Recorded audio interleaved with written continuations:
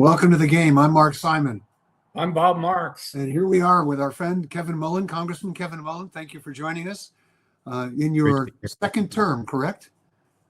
Second term, fourth year here. Running for re-election.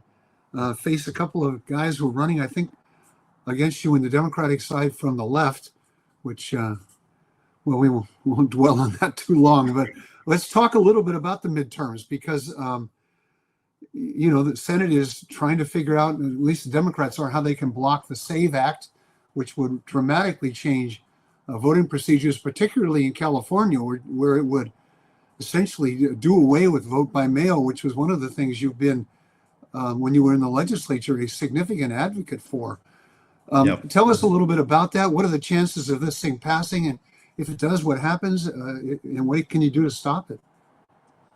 Well, look, the SAVE Act would be a dramatic change to the way elections are run in America, right? It would create a requirement for birth certificates to register to vote. I actually have no idea where my birth certificate is at the moment. I'm sure that would create a barrier for those registering. It would also create identification requirements just to cast a ballot. And there's discussion now of an amendment on the Senate side to essentially ban voting by mail. And I have in my hand right here a draft executive order, just a draft that actually would have no force of law, even if the president issued this executive order. But essentially, he wants to federalize elections, take that power away from states and localities. He wants to ban voting by mail, which is creating quite a bit of heartburn within the Republican Party because Republicans really have geared their get out the vote efforts toward voting by mail. So this would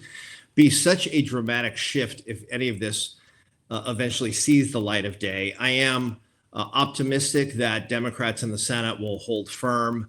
I think you're going to see, however, a president continue to push on the Republicans in the Senate, including Leader John Thune, to move this off the floor. So the next couple of weeks are going to be pivotal here. But there's really, I think, there would be judicial actions to try to block this if, in fact, it became law. And the voter identification question, just to take that for a second, voter identification itself is very popular. When you ask the basic question, do you think people should present some identification? But there are just some really practical challenges with that, just in terms of who has IDs, what kind of ID would be required. And I'm sort of open on just that one question about presenting voter identification.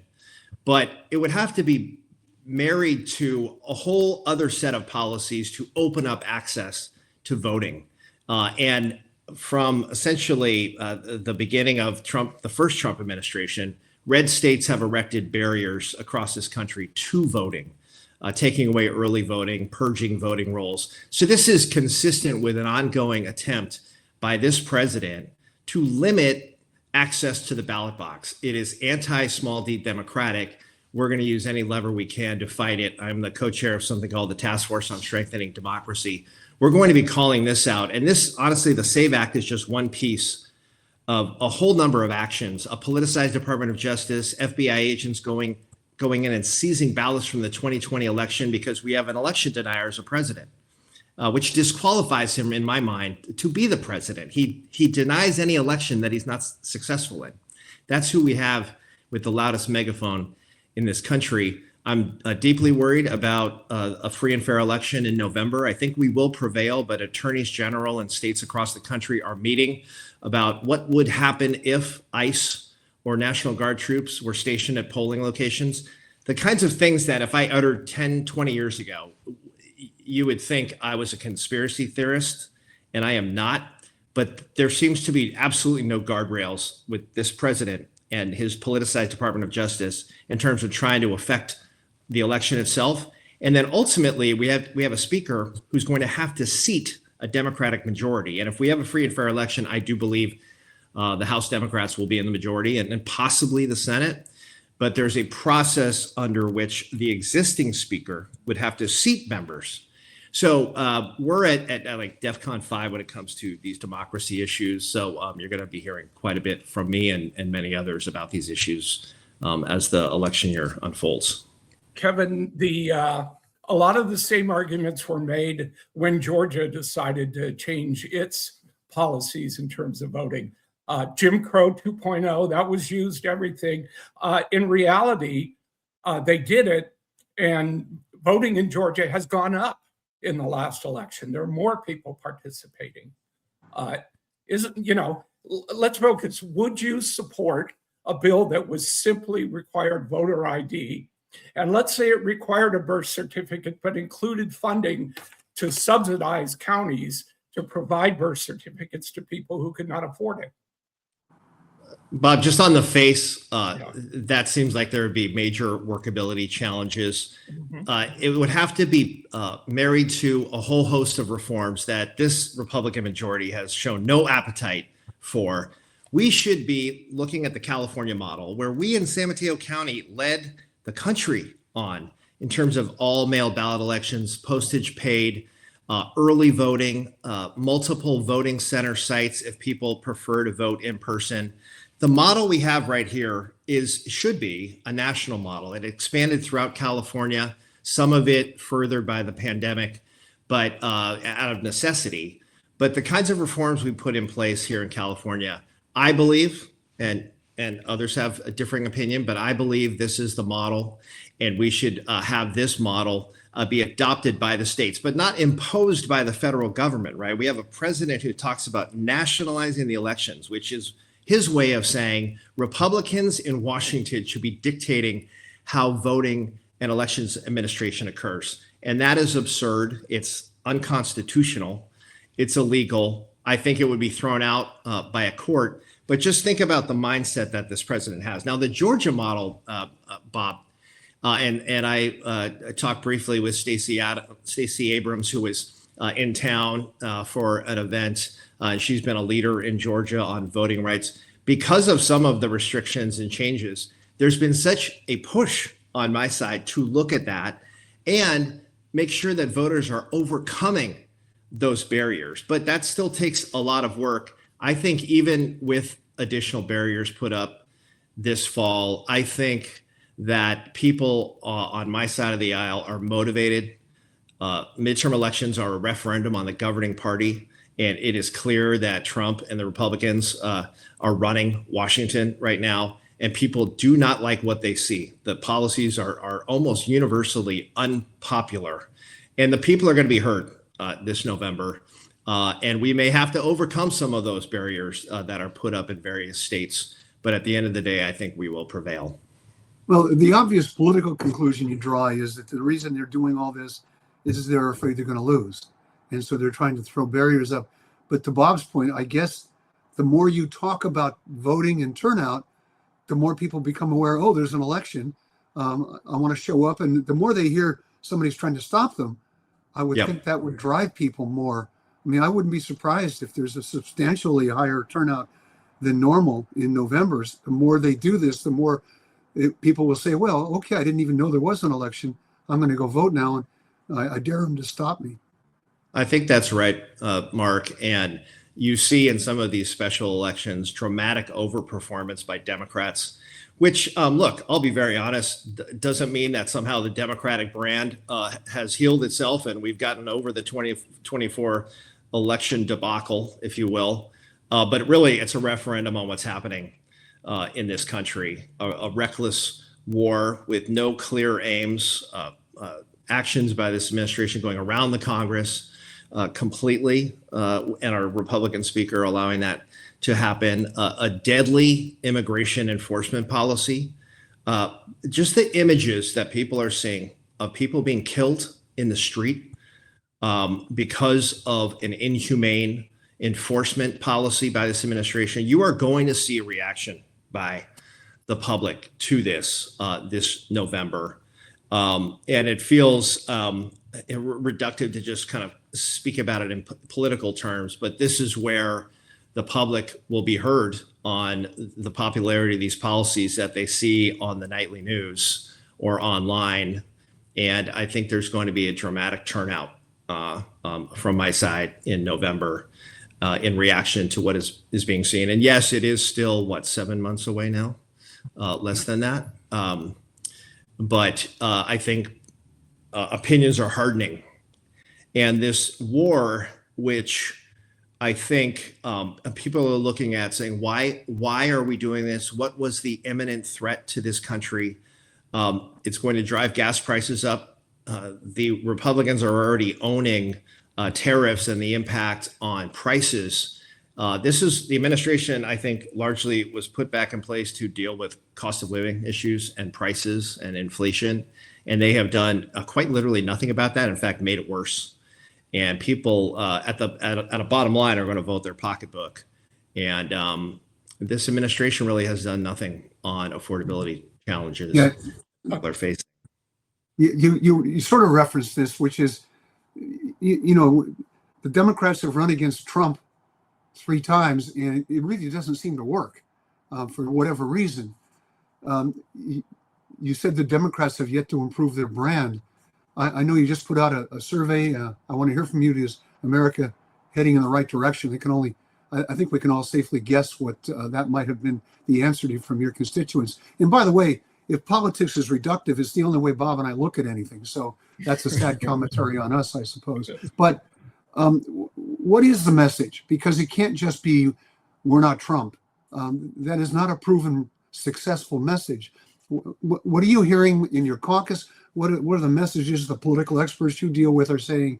Here are the talking points that really need to drive our message in the midterms. Right. Well, that is, I think, still being formulated. But let's be very clear. The midterms, the midterm upcoming is going to be a referendum on the governing party, and it always is. And people are not happy with the governing party. And the affordability issue, you're going to hear quite a bit about affordability. You're going to hear quite a bit about the draconian cuts that Republicans have put in place that we should, on day one, reverse out. And you're looking at almost $1 trillion impact on Medicaid cuts across this country, which are going to overburden emergency rooms. The entire healthcare system is going to be impacted by some of the cuts that were put in place by this majority. This is a majority that declined to take up extension of Affordable Care Act tax credits. People are going to be paying hundreds of dollars more for their health care because of what has been done by this majority. So certainly there's going to be a contrast to that in terms of restoring some of the cuts, restoring Affordable Care Act tax credits. None of that will be easy, of course, with Trump still in the White House. But you're going to hear quite a bit about healthcare. Democrats do well just on that issue, looking at the politics of it. Just general affordability issues, utilities.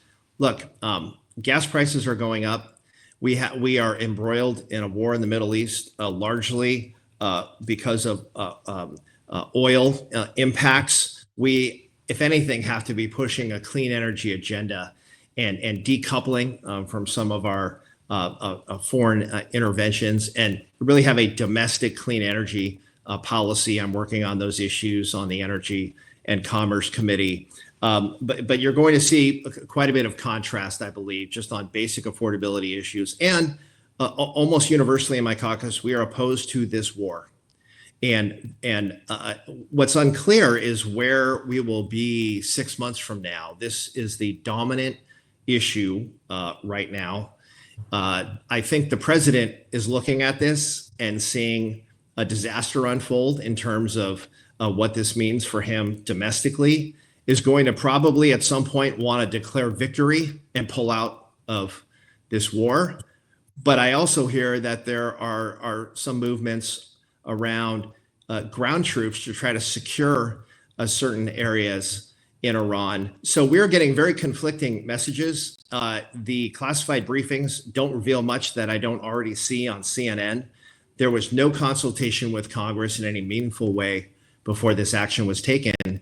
So just the war alone is going to be a dominant issue, and the lines could not be more clearly drawn in terms of the party's approach on the war. And again, almost universally, my party is opposed to what this president is doing when it comes to the war. So there will be stark contrasts drawn between what a Democratic House and Senate would look like versus what we have right now.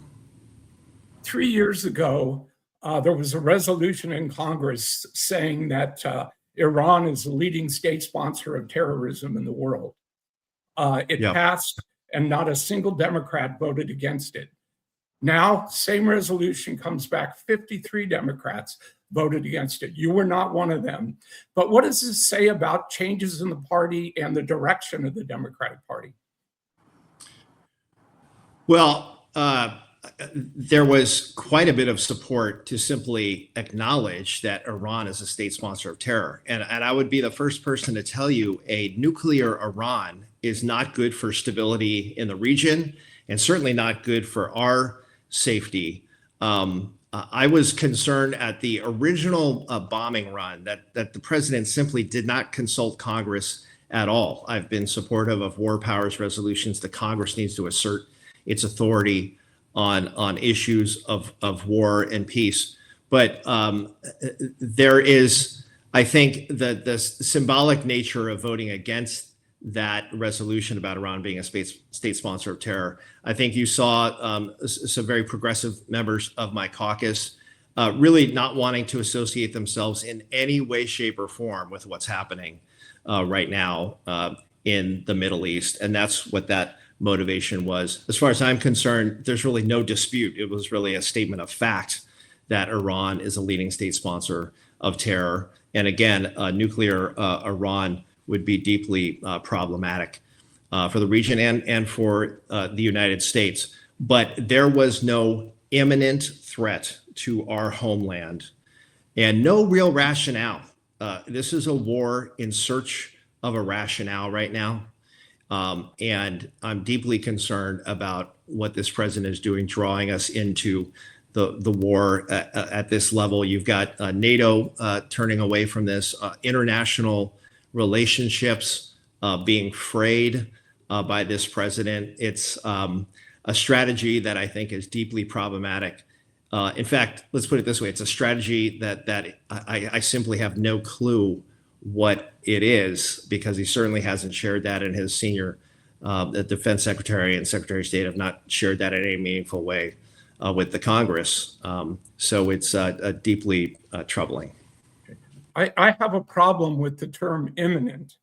I looked up the term imminent, and it says an impending danger or looming event that is likely to occur at any moment or is about to happen very soon. It seems to me that that should not be the standard here. We should not wait until Iran has the ability to attack Europe or send a intercontinental ballistic missile to us, let alone their nuclear program. So how do we determine that? And also, Trump is playing by the same rules that Obama played by and other presidents have. They didn't get congressional approval. Obama didn't when he attacked Libya. That war went on 7 months. I understand the desire for Congress to kind of reimpose its role that they've advocated and the executive branch has taken away. But why should he be operating any different than Obama? Well, I've heard that argument. I too would be concerned about a nuclear Iran. That's why we had a JCPOA. We had diplomacy employed to try to get Iran to comply with regard to their nuclear program. Donald Trump essentially walked away from that. There has been no real meaningful engagement to try to limit Iran's nuclear ambitions. I just don't believe sending our troops into harm's way without a direct and imminent threat makes sense. There are other measures that could have been taken in the region to try to limit Iran's nuclear capabilities. And like, what's going on here? He's going to do this maybe for regime change. We now have the son of the former Ayatollah who will be installed, who's 30 years younger. We're going to be dealing with this problem for decades to come because of what has occurred here. So the situation is we are no, I don't believe at the end of the day we're going to be much safer as a country than we are right now. So I don't understand the rationale for this regional war, which really is going to have all sorts of domestic implications, Bob. So appreciate your look at the history, but I do know, there has been efforts in the past. Michael McFall from Stanford put a piece out. He talked about how George H.W. Bush had UN support and congressional support for his war against Iraq. McFall says Clinton had NATO support for his war against Serbia. George W. Bush had UN support and congressional support for his war against Afghanistan. Allies and partners joined. And Obama had UN support for his war against Libya. Allies and partners joined. So there is, I just, as a federal policymaker, feel better when there's international support for what is happening in a broad way. And our international allies are turning away from Trump and his administration. We are going to have to rebuild alliances all over the world in a post-Trump world. And we're going to once again, we're going to have to clean up the mess, which I guess is Democrats' job. But that will have to happen in a post-Trump America. And hopefully there's a Democratic president that believes in international alliances and at least at a minimum consulting the elected national legislature of his country before sending our troops into harm's way. Well, he really nailed down Japan's support just the other day. So I guess the question is, let's suppose that, the war goes on through the rest of the year, up to and including the midterms. Democrats take back the House, possibly the Senate. What would you do? Would you cut off funding? Would you pass a war powers resolution? And unless he has support of Congress, he can't proceed. I mean, the point you make is valid. The question of imminent, the fact is that Iran has been an imminent threat to anybody in the neighborhood or beyond for years, for decades. So, imminent means right now, essentially, and whether they're a nuclear threat or not, they have been a threat for violence and warfare everywhere else. But so what do the Democrats do if you take over? How do you stop this? We would assert our congressional powers, Mark. We would have a speaker who, at a minimum, understands Article 1 of the U.S. Constitution and doesn't allow the president to simply do whatever he wants, which is what we have right now in Republican Speaker Mike Johnson. Literally whatever the president wants. In fact, the speaker owes his position really to Trump, and because Trump knows that Mike Johnson will simply allow Trump to run roughshod over the Congress. At a minimum, we will be asserting our Article 1 powers. The Speaker, Hakeem Jeffries, will make sure that happens. We will move war powers resolutions. There will be oversight over this war, congressional funding, all of that will be looked at. Of course, if there are troops on the ground, there would be a look at making sure that troops are protected. But the reality is we simply don't know. We don't know the outcome of the election this fall, and we don't know where the war will be sitting at that point come January of 2027. If there are indications right now that the president may be looking to end this, given the unfolding chaos there and the impact on domestic prices and so forth, he may be looking for an exit strategy even as we speak. So anything about 2027 really is hypothetical at this point, and we'll have to continue to monitor it. But what we do need a stronger JCPOA. There has to be a stronger nuclear deal with Iran, with support from our allies throughout the region. And I'm concerned too about what the impact will be on our regional allies in the Middle East. So a lot to consider going forward. You've got a town hall coming up soon. You and I have had some sort of off the record exchanges about the demands that the noisiest of your constituents tend to make on you. What are the expectations? I mean, you're in a position where there isn't much, in a real sense, that can be done when you're in the minority. Particularly, the minority as it's structured now, with a House Republican majority is very small, but their main tactic is to avoid any votes that might lead them somewhere they don't want to go, as they do try to carry out the president's wishes. Are you getting grief from people? I mean, their March is coming up again at the end of the month. Are you getting grief from people that somehow you're not as aggressive as they'd like you to be? I think people are upset that Donald Trump is the president and that the National Democratic Party somehow stumbled into this situation where we have a President Trump getting elected again and putting an authoritarian government in place, essentially ignoring the Congress, ignoring the rule of law, ignoring the Constitution, inhumane policy, all of that. People are deeply disturbed at what they are seeing. And on the natural, they want the opposition party to pull any lever it can to block this authoritarian government. And I can tell you that there have been a number of discharge petitions. I don't want to get too deep in the weeds here in terms of legislative process, but essentially the minority party, the Democrats in the House, have been peeling off Republican support to sign on to discharge petitions. And when you get to 218 signatures on a discharge petition, you move that item to the floor. And that's how we passed an extension of the Affordable Care Act tax credits off our floor, but it's being held up in the Senate because they have a different process. And of course, you've got the filibuster process there, and Republicans control the Senate.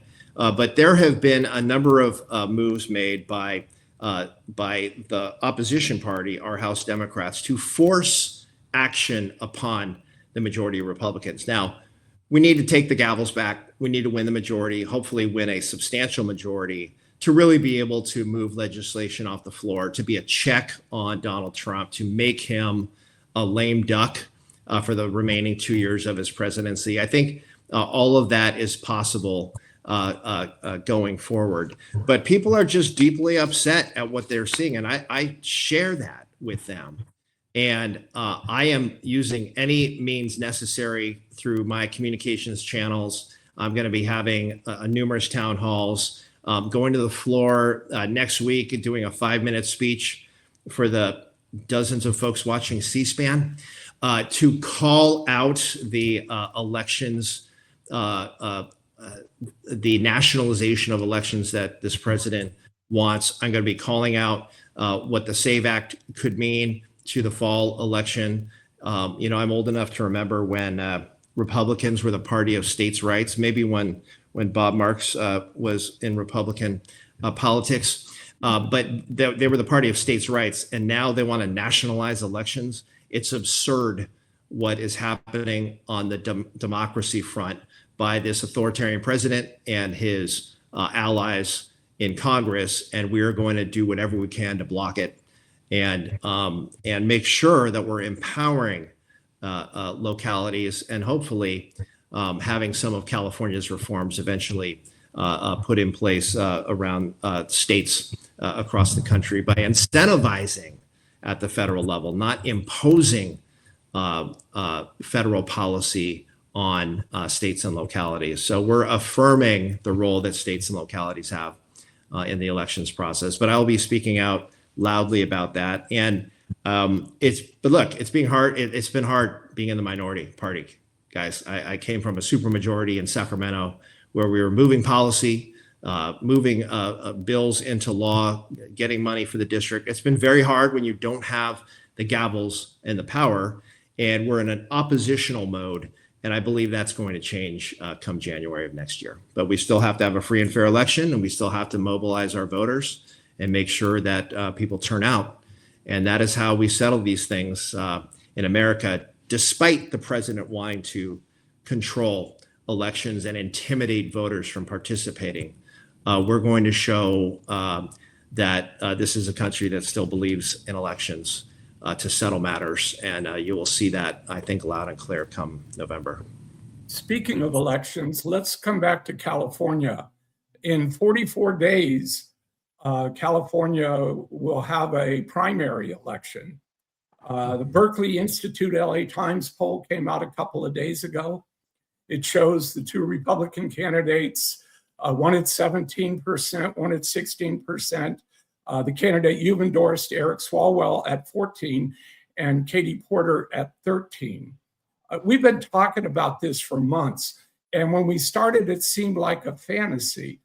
But do you think the unthinkable, where two Republicans may be the candidates in November, is possible? And what can the Democrats do about it?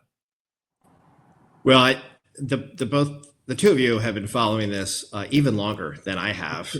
This is the most unusual gubernatorial election since I've been paying attention to California politics. Pretty extraordinary to not have, say, a statewide figure or even a celebrity figure with almost universal name ID being in the pole position. That's why I think so many candidates were drawn to this race because Kamala Harris took a pass on it. Alex Padilla, Adam Schiff, our U.S. senators took a pass on it.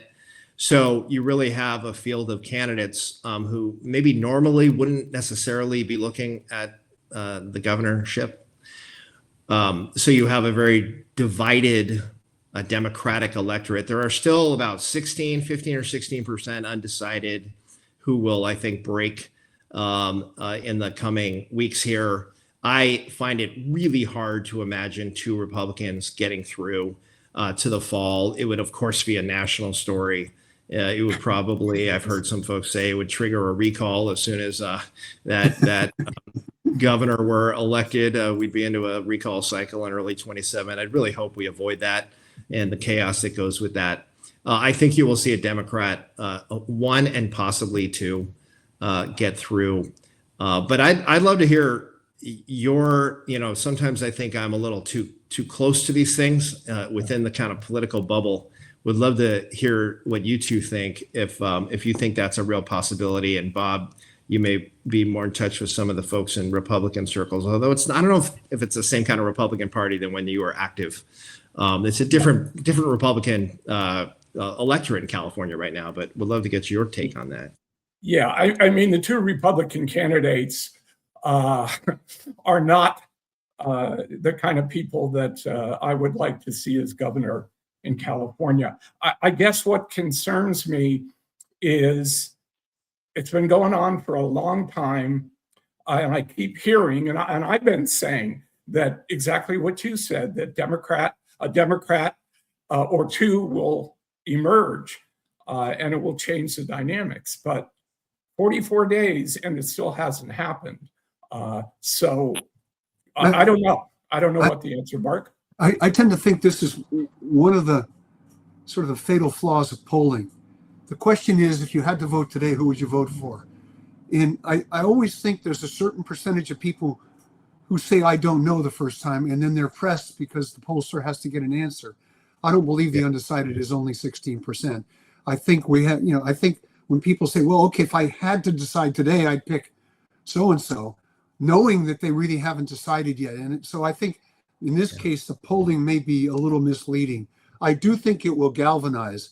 On the Republican side, the Republicans will, I think, rally around one of them, probably Hilton. And the other one will drop off. And I think we're already seeing the emergence of 3, maybe 4 Democrats from the rest of the field, as it were. And I think as they campaign, as they begin to do, other than Tom Steyer, we really haven't heard much from any of these folks as they campaign. The campaign has not really focused yet on, hey, we're getting close to deciding. Kevin, you're as aware as anybody that, 44 days to the election, the ballots drop in less than that, about a month and a half. No, that's 44 days. 44 days. The ballots drop. Okay, but on the other hand, that doesn't mean 44 days is done. It's when people really begin to focus. So I think all this reflects a campaign that has gotten off to a slow start. And some of that is because there's so many candidates. I think the money has stayed off a little bit, but I don't think that's going to be the case. I think, if you read the tea leaves, and that's all we're really doing, you see some consolidation around Eric Swalwell, the East Bay congressman that you have endorsed. You see some of it galvanizing around Katie Porter because people think it's time for a woman to be governor. Matt Mahan is clearly the billionaire's favorite candidate. We have seen, though, that doesn't necessarily get you past 5%, even with all that money. So my first thought is, as late as it seems, it's still early. Well, let's talk a little bit about Eric Swalwell because you have endorsed him. Tell us about him, why you think he's the right guy. Yeah. Well, I'm going to take credit for this. I was the first congressional member to endorse. He's a Bay Area guy. I've gotten to know him in my years now in Washington. I've seen him be the fighter that he is. He takes a backseat to no one when it comes to battling Trump. I think even though our styles are different, I share his alarm at what he is seeing with this authoritarian president and his repeated attacks on California, given California's sort of stature as the most populous blue state. And I think that fighting kind of a mentality, fighter for California, fighter for democracy, I think is going to resonate. Nonetheless, being a member of Congress, it's an unusual path to the gubernatorial mansion, so to speak, even though the governor no longer lives in the mansion. It's an unusual path, right, to have a couple of a current sitting member of Congress, a former member of Congress, and then whatever Tom Steyer is, a wealthy climate activist, sort of separate themselves has been really fascinating to see, just sort of putting my analyst hat on. And then to have the amount of money being moved toward Matt Mahan, who I've met just very briefly, seems like a nice guy. I was just surprised, honestly, that he ran, given I think he's just 2 years into the mayorship in San Jose. But clearly there, I think he believes there's a moderate lane in the middle to get some of the no party preference support, maybe even a little bit of Republican support in there. I just don't know how vibrant that lane is. There's great concern about the power of billionaires in California and across the country. I'm just sort of waiting to see his campaign. I mean, he's raising a bunch of money, but to your point, this election's coming like a freight train, and I haven't seen anything on the airwaves outside of the Tom Steyer ads, which one of my twin sons, 8-year-old, said, "I'm sick of seeing Tom Steyer." That's a direct quote from one of my sons. Yeah. So, from a political consultant point of view, that's something that you're really happy to hear. if you're running the campaign. Right. But also just remarkable the amount of money being spent by Tom Steyer to be, around like 10 or 11%. It just shows you the limits of money. Now, I don't want to understate it too much. If he drops another 50 mil in the next 40 days, it might be just enough. I'm certainly hopeful somebody like Eric Swalwell with a longstanding track record, who's taken a lot of votes, he's taken a lot of positions, has taken a lot of death threats for being brave and standing up to this president. I think he's got the right mettle, if you will, to be the governor of California at a very difficult time. So I'm certainly hopeful that he gets to the top two and is successful. But it truly is a one-of-a-kind election. And I think it is going to create a little bit of a conversation around the top two. That would still have to be, if we change the way we do primaries in California, that would have to be undone, if you will, by the voters.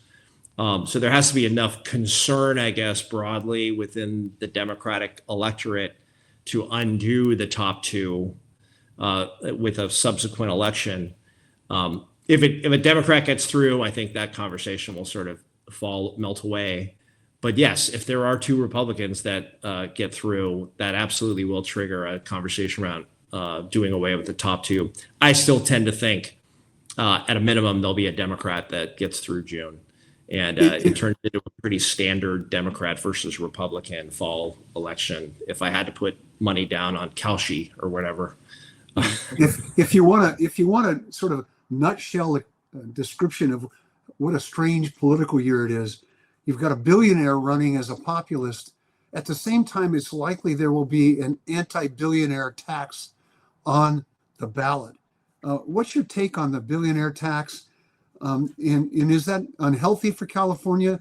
I mean, at the same time, this group of billionaires have decided to anoint one guy, and it's almost like they're fueling the argument for this tax.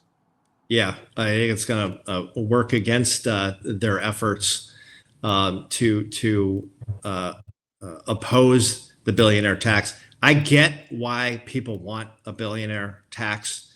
But having served in the legislature for a decade, having voted on budgets, this is a pretty straightforward issue for me in that the reality is we rely on capital gains tax revenues. We rely on the progressive income tax structure that we have in place. And we do rely on wealthy individuals living in California and paying those taxes, which fund our schools and our healthcare and our infrastructure and the whole panoply of services that state government provides. So look, I don't want the geese that lay the golden eggs to move out of state. Like that is just a practical budget reality. It's the same concern that Governor Newsom has on this issue. I am not opposed to looking at a more progressive income tax structure at the national level. Just if you'll allow me the soapbox briefly, we have had a regime of tax cuts, now permanent tax cuts. The corporate tax rate used to be 35% under Bill Clinton the last time we had a balanced budget. It's now 21%. We have a $39 trillion national debt. We are funding wars and we're funding a government without properly bringing the revenues in to pay for it.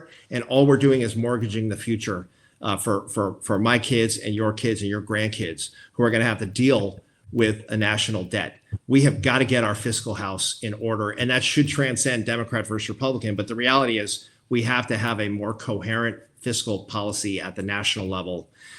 So I would be open to looking at our tax structure nationally, but you don't want to disadvantage California versus other states when it comes to tax policy.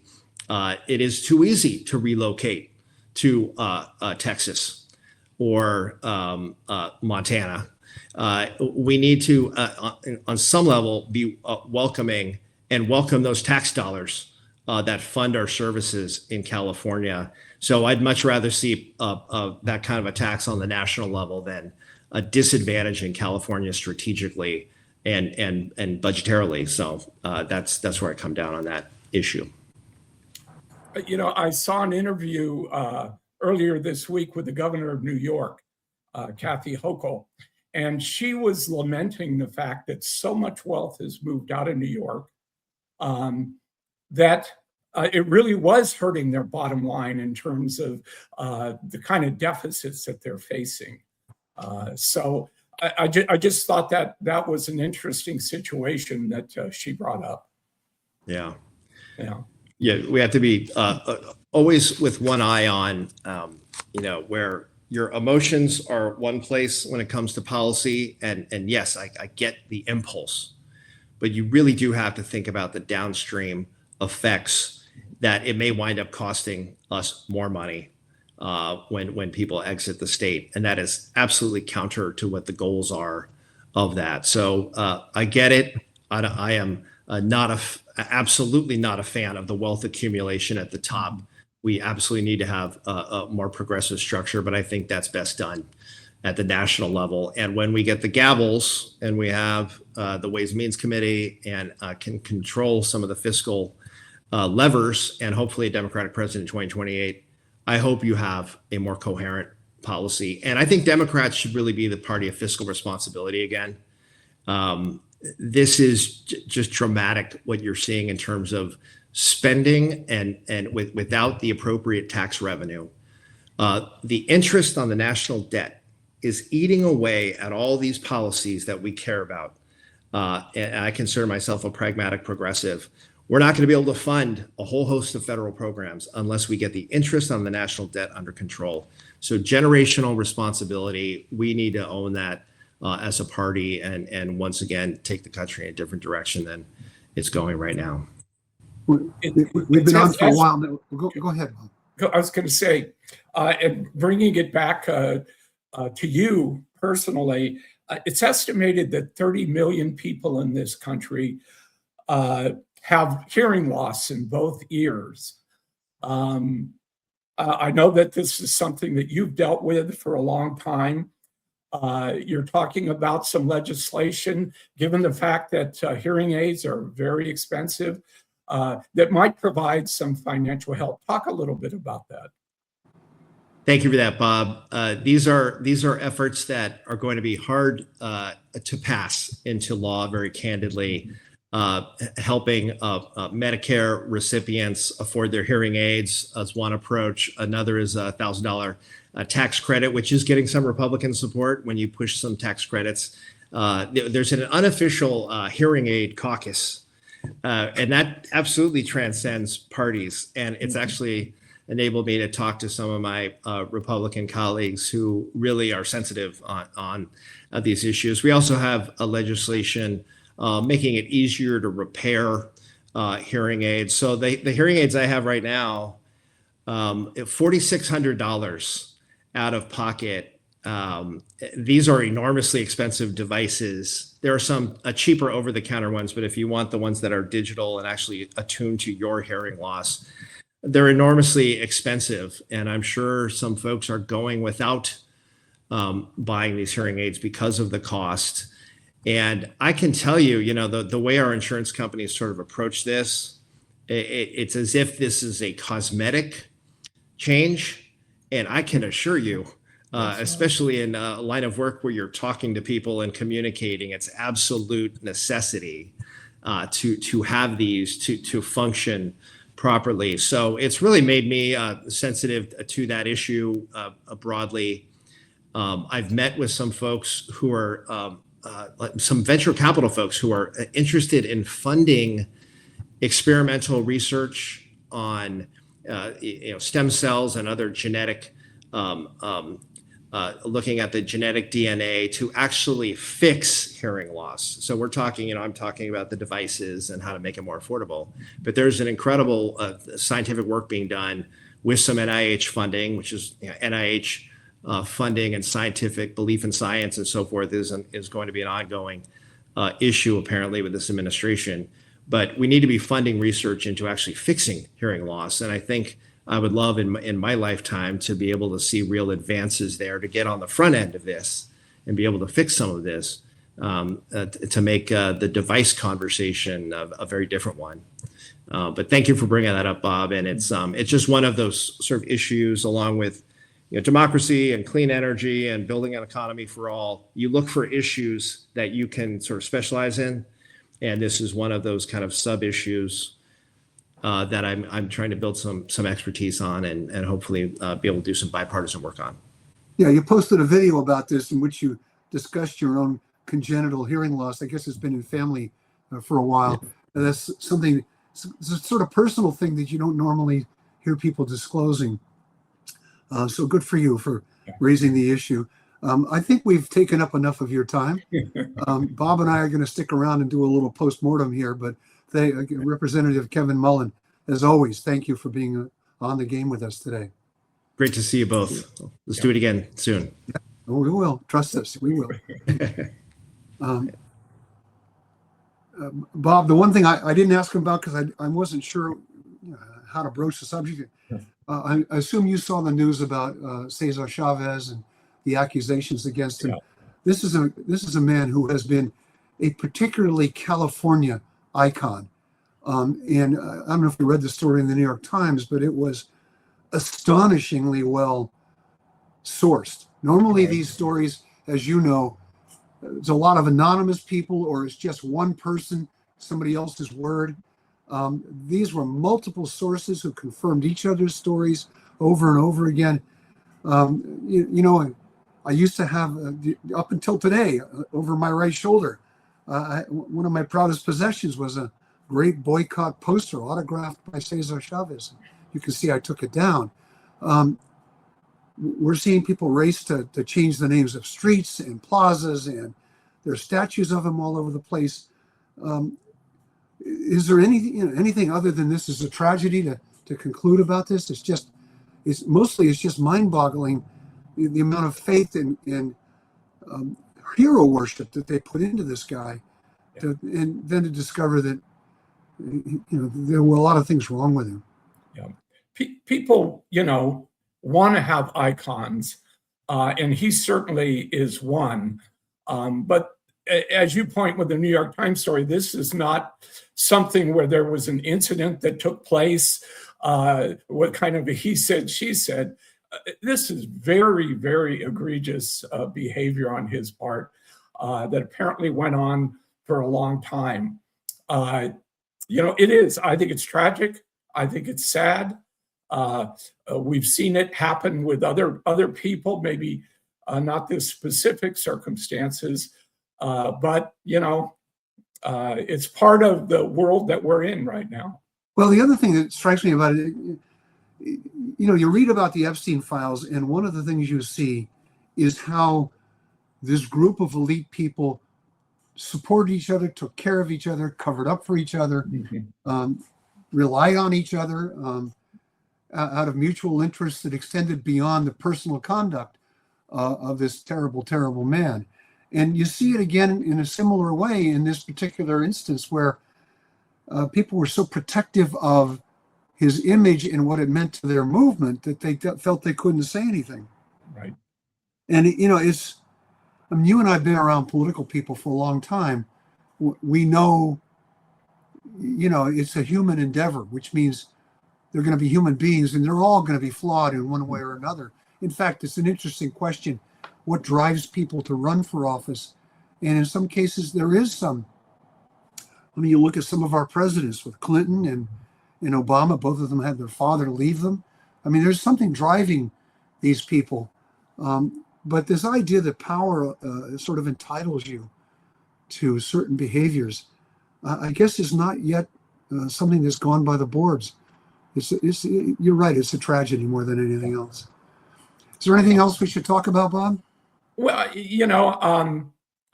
I think about talking to Kevin about the war in Iran. And, the day this happened, the war started, Beth Sanner, who was a deputy director of intelligence for Obama, described this as high risk, high reward. And I think that's a pretty good description. What we're seeing now is the risk side is at an extraordinarily high level. And so, I have mixed feelings about it. I frankly was against it originally and still am. But, I think it's important. I wanted to see how Kevin really is reacting to this and how the Democrats are going to play this going forward. You brought up a point. What should we do? Okay, we're in a mess. So what should we do? What's the solution? How do we get out of it? Do we provide $200 billion in funding that Trump is requesting? Or, what do we do? So much of it is pointing fingers and not saying, here's where we are. Where do we go from here? And one of the complications that overlays all this is that it's Trump. And so he does things that just make you feel sick about the whole thing. Showing up at the dignified return in a baseball hat that is part of his merch program. The remarks he made about Japan, understanding what it means to do a surprise attack. And obviously, a lot of times it's deflection to distract us from other things.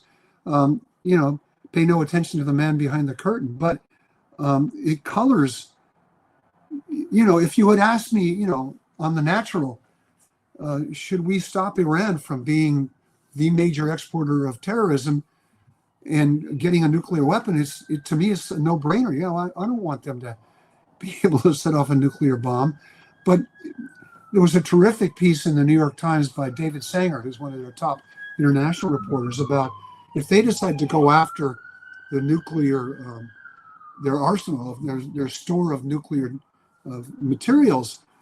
It's 100 miles inland and 100 miles under the ground. This is not a simple undertaking. And so for all we've done, when when all is said and done, we've dropped the last bomb, he leaves and says we won, they're still able to rebuild their capacity. Right. And we know they will. And, and if we've learned anything from Afghanistan and from Vietnam, a grassroots guerrilla effort to continue fighting is very, very difficult to stop. And they have no reason to stop. They have the incentive to keep fighting. And the more you kill them, the more people show up saying, well, I'm outraged by that. I'm going to do something about it. Yeah. Also one other point on the governor's race. The one thing I learned over the years running campaigns is that elections are really about math. They come down about math. And if you accept the fact that the Republican candidates are going to get 35 to 40% of the vote, because, that's kind of the base here in California, then what's going to happen now over the next month? You're going to see Democrats attacking Democrats. And you never know how that's going to play out. Yeah. They're going to jockey for position. And so that's what makes me wonder if, in fact, the Republicans could possibly emerge in this election. As Kevin said, it's something we've never really seen before, something like this. And there's certainly high stakes. Yeah. Well, it just, the times they are estranging. They just keep getting stranger and stranger. And that's as good a note as any to stop our conversation for now. We'll be back soon, but thank you for being with us on The Game. I'm Mark Simon. I'm Bob Marks. And we'll be back. Trust us. Thanks again for joining us.